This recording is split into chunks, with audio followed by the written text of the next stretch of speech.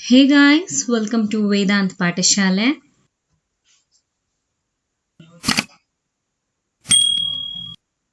ವೇದಾಂತ್ ಪಾಠಶಾಲೆ ಕಡೆಯಿಂದ PSI ಪರೀಕ್ಷೆಗೆ ಉಪಯೋಗವಾಗುವಂತಹ ಭಾಷಾಂತರ ಹಾಗೂ ಸಾರಾಂಶ ಬರವಣಿಗೆಗೆ ಸಂಬಂಧಿಸಿದ ಪುಸ್ತಕವನ್ನ ಬಿಡುಗಡೆ ಮಾಡಲಾಗಿದೆ. ಒಂದು ವೇಳೆ ನೀವೇನಾದ್ರೂ ಇದನ್ನ ಖರೀದಿ ಮಾಡಬೇಕು ಅಂತ ಇದ್ದಲ್ಲಿ ಇಲ್ಲಿ ಕಾಣ್ತಾ ಇರುವಂತಹ ಮೊಬೈಲ್ ಸಂಖ್ಯೆಗೆ ನಿಮ್ಮ ಅಡ್ರೆಸ್ ಅನ್ನ ವಾಟ್ಸ್ಆಪ್ ಅಥವಾ ಟೆಲಿಗ್ರಾಮ್ ಮುಖಾಂತರ ಕಳಿಸ್ಕೊಡಿ. ನಾನು ನಿಮಗೆ ಪುಸ್ತಕನ ಪೋಸ್ಟ್ ಮಾಡ್ತೀನಿ.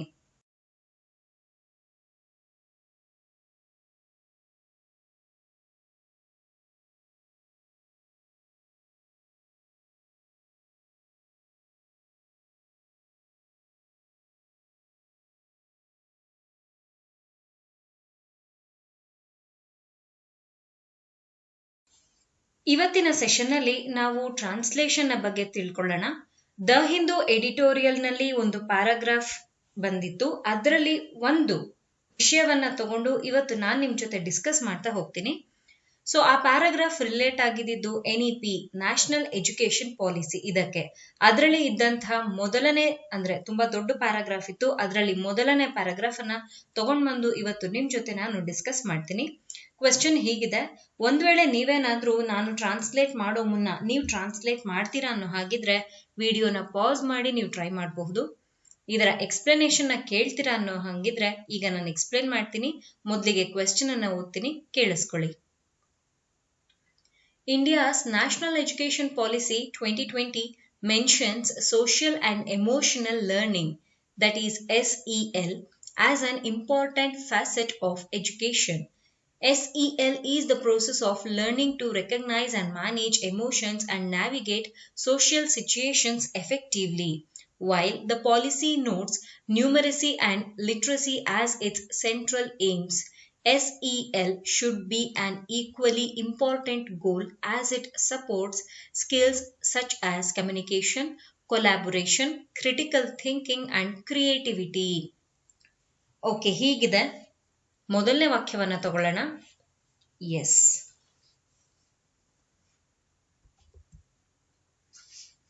ಇಂಡಿಯಾಸ್ ಅಂತ ಹೇಳಿದ್ದಾರೆ. ಇಂಡಿಯಾ ಅಂತಂದ್ರೆ ಭಾರತ ಅಂತ ತಗೊಳ್ಬಹುದು. ಇಂಡಿಯಾಸ್ ಅಪಾಸ್ಟ್ರೋಫಿ ಹಾಕಿ ಎಸ್ ಅನ್ನ ತಗೊಂಡಿದ್ದಾರಲ್ವಾ, ಭಾರತದ. ನ್ಯಾಷನಲ್ ರಾಷ್ಟ್ರೀಯ ಅಂತ ತಗೊಳ್ಳೋಣ.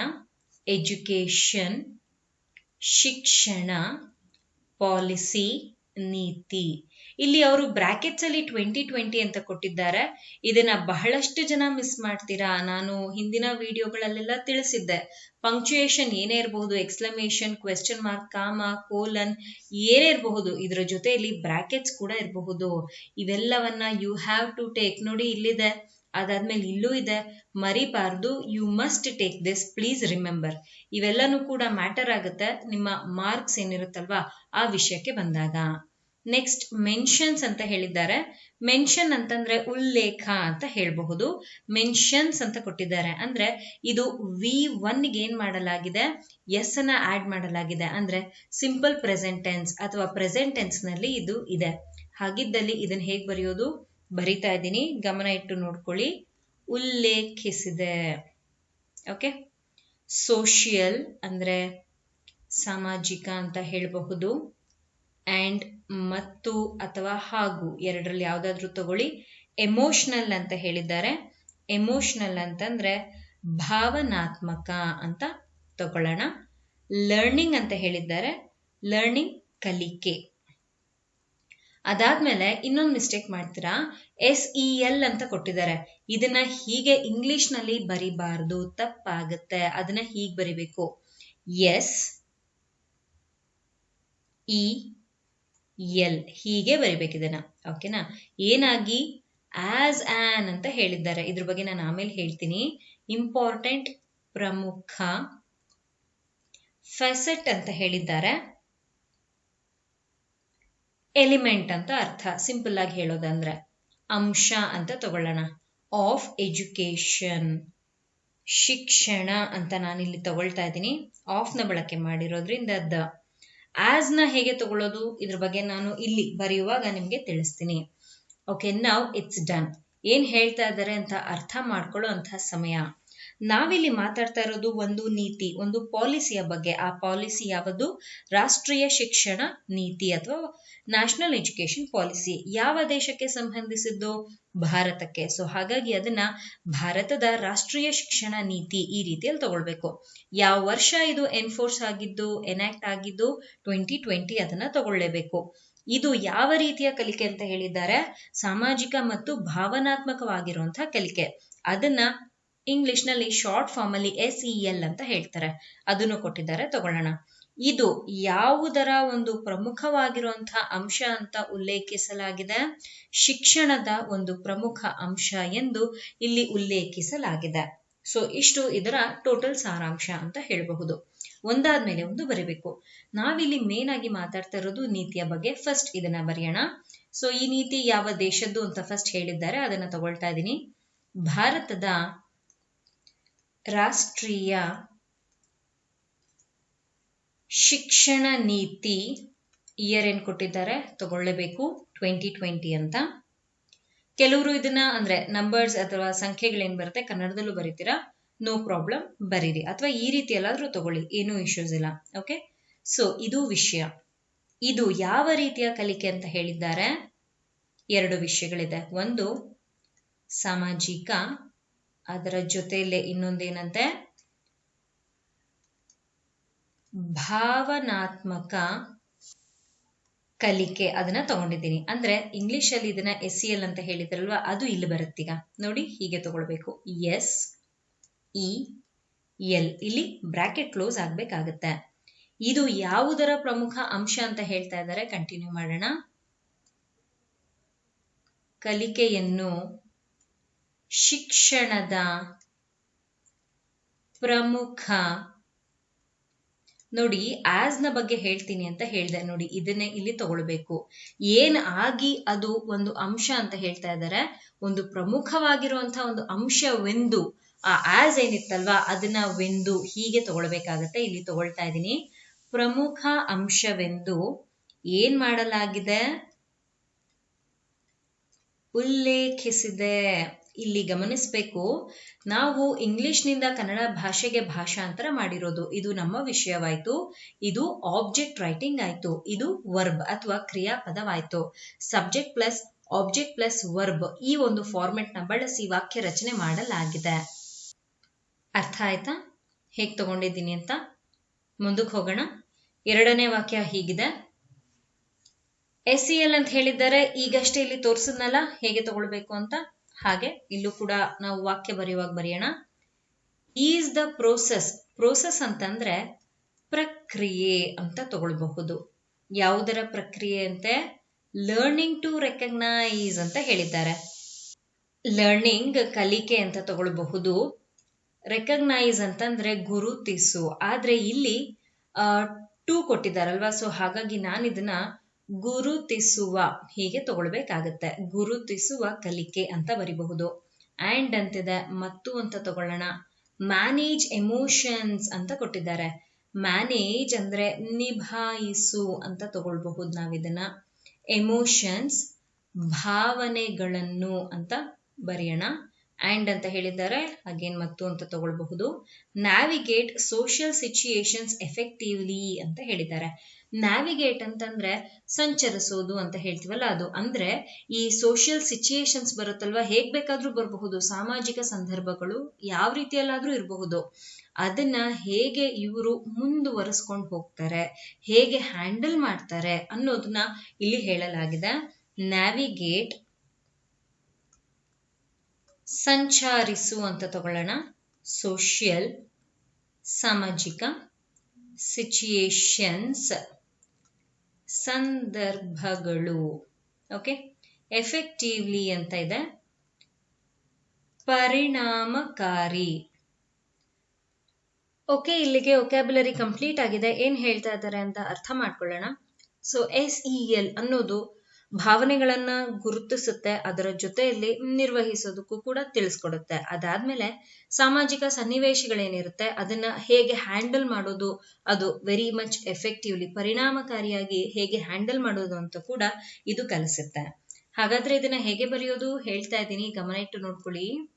SEL ಹೀಗೆ ಬರಿಬೇಕಿದನ್ನ. ಎನ್ನುವುದು SEL ಈಸ್ ದ ಅಂತ ಹೇಳಿದ್ದಾರಲ್ಲ, ಅದನ್ನ ಹೀಗೆ ತಗೊಂಡಿದ್ದೀನಿ. SEL ಎನ್ನುವುದು ಏನಂತೆ, ಮೊದಲನೇದಾಗಿ ಈ ವಿಷಯ, ಭಾವನೆಗಳನ್ನು ಎರಡು. ಒಂದು, ಗುರುತಿಸಲು, ಅದ್ರ ಜೊತೆಯಲ್ಲಿ ಗುರುತಿಸುವುದರ ಜೊತೆಲಿ ಇನ್ನೇನಂತೆ, ನಿಭಾಯಿಸಲು ಅಥವಾ ನಿರ್ವಹಿಸಲು, ಎನಿಥಿಂಗ್ ಇಸ್ ಓಕೆ. ಓಕೆನಾ, ಇದು ಮೊದಲನೇದು. ಮತ್ತು ಇನ್ನೊಂದೇನಂತೆ, ಈ ಸಾಮಾಜಿಕ ಸಂದರ್ಭಗಳೇನ್ ಬರ್ತವೆ ಅಥವಾ ಸನ್ನಿವೇಶಗಳೇನ್ ಬರ್ತವೆ, ಇದನ್ನ ಅಚ್ಚುಕಟ್ಟಾಗಿ ಅಥವಾ ಪರಿಣಾಮಕಾರಿಯಾಗಿ ಹೇಗೆ ಸಂಚರಿಸೋದು ಅಂತ ಕೂಡ ಇದು ತಿಳಿಸುತ್ತೆ. ಅದನ್ನ ನಾನು ಬರಿತಾ ಇದ್ದೀನಿ. ಸಾಮಾಜಿಕ ಸನ್ನಿವೇಶಗಳನ್ನು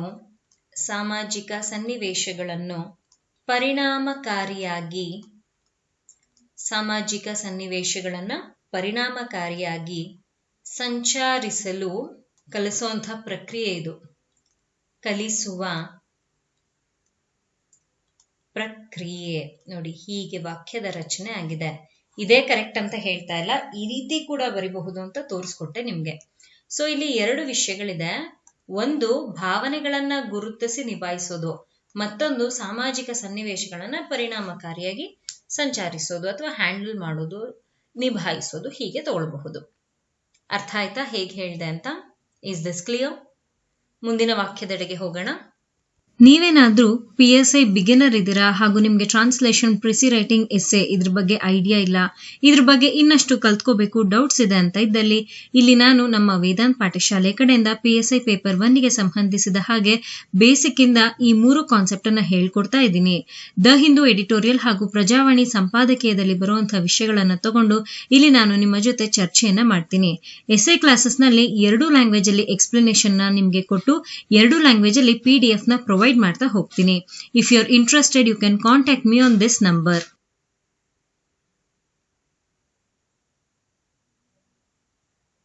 ನಮ್ಮ ಕೊನೆಯ ವಾಕ್ಯ ಹೇಗಿದೆ? ವೈಲ್ ದ ಪಾಲಿಸಿ ನೋಟ್ಸ್ ಅಂತ ಹೇಳಿದ್ದಾರೆ. ನೋಟ್ ಅಂತಂದ್ರೆ ಬೆಂಬಲಿಸೋದು ಅಂತ ಹೇಳಬಹುದು. ಸೊ ನಾನಿಲ್ಲಿ ಸದ್ಯಕ್ಕೆ ಬೆಂಬಲ ಅಂತ ತಗೊಳ್ತಾ ಇದ್ದೀನಿ. ಪಾಲಿಸಿ, ನೀತಿ, ಇದ್ರ ಬಗ್ಗೆ ನಾನು ಆಮೇಲೆ ಹೇಳ್ತೀನಿ ನಿಮಗೆ. Numeracy and literacy.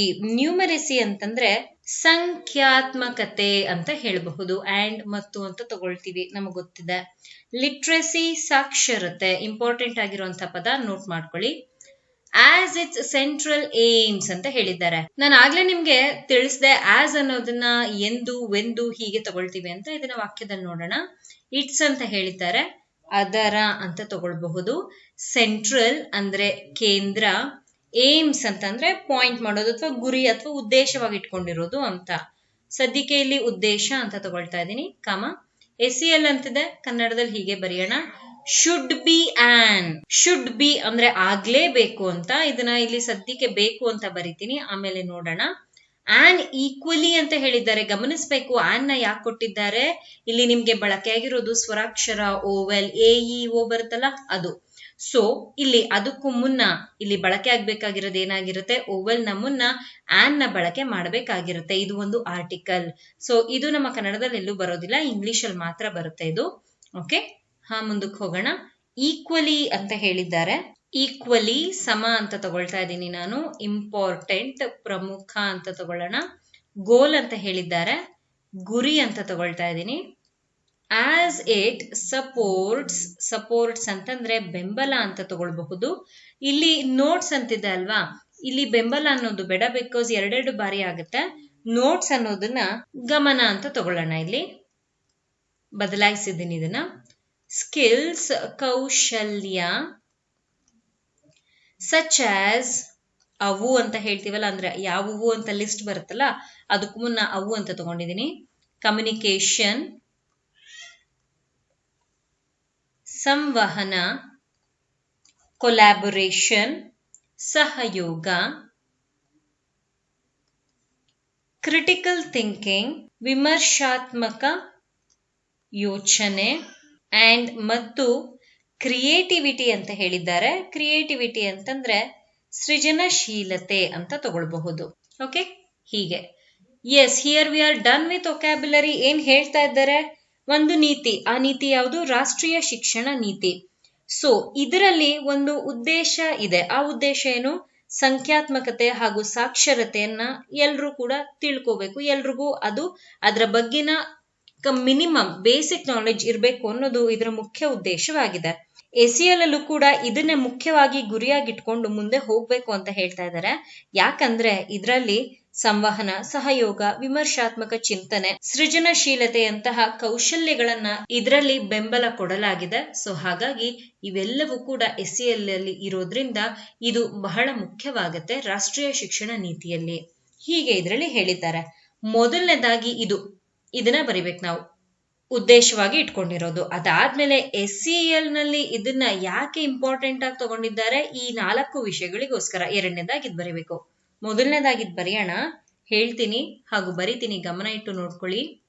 ನೀತಿಯು, ಆ ಪಾಲಿಸಿ ಅದೇ ಸಬ್ಜೆಕ್ಟ್, ಅದನ್ನ ನಾನು ಬರ್ದಿದ್ದೀನಿ. ನೀತಿಯು ಸಂಖ್ಯಾತ್ಮಕತೆ, ಅದರ ಜೊತೆಯಲ್ಲಿ ಇನ್ನೊಂದೇನಂತೆ? ಸಾಕ್ಷರತೆಯನ್ನು ಅಂತ ತಗೊಳ್ಳೋಣ, ಇಟ್ ವಿಲ್ ಬಿ ಬೆಟರ್. ಸಾಕ್ಷರತೆಯನ್ನು ಅದರ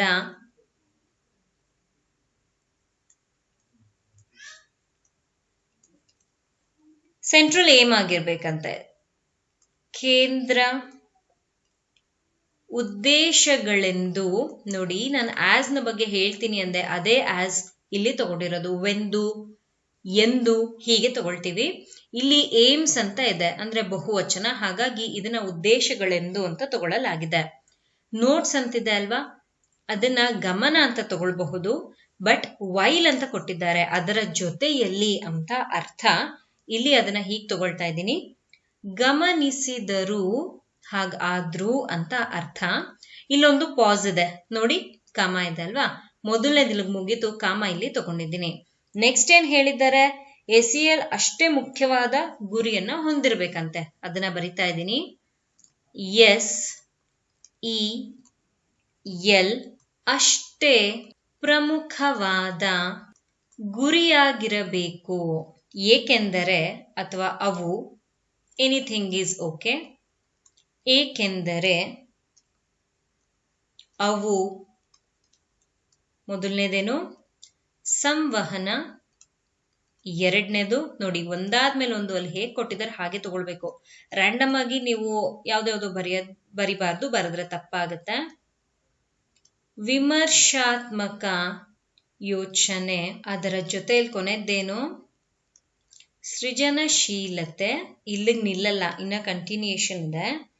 ಸೃಜನಶೀಲತೆ ಎಂತಹ ಈ ರೀತಿಯಾಗಿರುವಂತಹ ಕೌಶಲ್ಯಗಳೇನಿದೆ ಅದಕ್ಕೆ ಬೆಂಬಲ ಸಿಗಬೇಕು ಅಂತ ಹೇಳಿರೋದು. ಸೊ ಹಾಗಾಗಿ ಅದನ್ನ ಇಲ್ಲಿ ತಗೊಳ್ತಾ ಇದ್ದೀನಿ.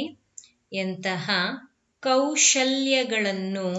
ಕೌಶಲ್ಯಗಳನ್ನು ಏನ್ ಮಾಡತ್ತಂತೆ? ಇದು ಬೆಂಬಲಿಸುತ್ತದೆ. ನೋಡಿ, ಹೀಗೆ ವಾಕ್ಯವನ್ನ ತಗೊಳ್ಬೇಕಾಗತ್ತೆ, ಫುಲ್ ಸ್ಟಾಪ್. ಅರ್ಥ ಆಯ್ತಾ ಹೇಗೆ ಅಂತ? ಸೊ ಮೊದಲನೇದಾಗಿ ಈ ನೀತಿ ಯಾವುದರೆಡೆಗೆ ಗಮನ ಹರಿಸಿದೆ, ಅದಾದ್ಮೇಲೆ SCL ನಲ್ಲಿ ಪ್ರಮುಖವಾಗಿರುವಂತ ಗುರಿಯಾಗಿ ಏನನ್ನ ಇಟ್ಕೊಂಡಿದೆ ಅದನ್ನ ತಗೊಳ್ಬೇಕಾಗತ್ತೆ. ಕರೆಂಟ್ ಅಫೇರ್ಸ್ಗೆ ಸಂಬಂಧಿಸಿದ ಒಂದು ವಿಷಯವನ್ನ ಇವತ್ತು ನಾನು ನಿಮ್ ಜೊತೆ ಟ್ರಾನ್ಸ್ಲೇಷನ್ ಅಲ್ಲಿ ಡಿಸ್ಕಸ್ ಮಾಡಿದ್ದೀನಿ. ಐ ಹೋಪ್ ಇವತ್ತು ನಾನು ನಿಮ್ ಜೊತೆ ಡಿಸ್ಕಸ್ ಮಾಡಿದಂತಹ ಪ್ರಶ್ನೆಯಲ್ಲಿ ವೊಕ್ಯಾಬ್ಯುಲರಿಗಳನ್ನ ನೋಟ್ ಮಾಡ್ಕೊಂಡಿದ್ದೀರಾ, ವಾಕ್ಯ ರಚನೆಯೆಡೆಗೆ ನಾನು ಹೇಳ್ಕೊಟ್ಟಿದ್ದನ್ನ ನೀವು ಅರ್ಥ ಮಾಡ್ಕೊಂಡಿದ್ದೀರಾ, ಅದರೆಡೆಗೆ ಗಮನ ಕೊಟ್ಟು ಕೇಳಿಸ್ಕೊಂಡಿದ್ದೀರಾ ಹಾಗೂ ನೋಟ್ ಮಾಡ್ಕೊಂಡಿದ್ದೀರಾ ಅಂತ ನಾನು ಭಾವಿಸಿದ್ದೀನಿ. ನಿಮ್ಮ ಪರೀಕ್ಷೆ ಇನ್ನೇನು ಹತ್ರ ಬರ್ತಾ ಇದೆ, ನಿಮ್ಮ ತಯಾರಿಯೆಲ್ಲ ಅದಕ್ಕೆ ಸೂಕ್ತವಾಗಿ ನಡ್ಸ್ಕೊಳ್ತಾ ಇದ್ದೀರಾ ಅಂತ ಭಾವಿಸ್ತಾ ಆಲ್ ದ ಬೆಸ್ಟ್ ಅಂತ ಈಗ್ಲಿಂದನೇ ನಾನು ಹೇಳೋದಕ್ಕೆ ಪ್ರಾರಂಭ ಮಾಡ್ತೀನಿ. ಇನ್ನೊಂದು ಸ್ವಲ್ಪ ದಿನ ಮಾತ್ರ ಉಳಿದಿದೆ. ಚೆನ್ನಾಗಿ ಓದ್ಕೊಳ್ಳಿ, ಯಾವುದೇ ರೀತಿಯಾದಂತಹ ಟೆನ್ಷನ್ ಅನ್ನೋದು ಬೇಡ. ಪೀಸ್ ಹಾಗೂ ಕಾಮ್ ಮೈಂಡ್ ಇಂದ ನಿಮ್ಮ ಪ್ರಿಪರೇಷನ್ಸ್ ಅನ್ನ ನಡೆಸಿ. ನಿಮ್ಗೆ ಇವತ್ತಿನ ವಿಡಿಯೋ ಇಷ್ಟ ಆಗಿದ್ದಲ್ಲಿ ಲೈಕ್ ಬಟನ್ ಮೇಲೆ ಕ್ಲಿಕ್ ಮಾಡೋದನ್ನ ಮರಿಬೇಡಿ. ಕಮೆಂಟ್ ಸೆಕ್ಷನ್ ಅಲ್ಲಿ ನಿಮಗೆ ಕ್ಲಾಸ್ ಹೇಗಿತ್ತು, ಹೇಗನ್ನಿಸ್ತು ಅಂತ ತಿಳಿಸ್ಕೊಡಿ, ಅದನ್ನು ಕೂಡ ಮರಿಬೇಡಿ. ಓಕೆ, ಚೆನ್ನಾಗಿ ಓದ್ಕೊಳ್ಳಿ. Thank you. Happy learning.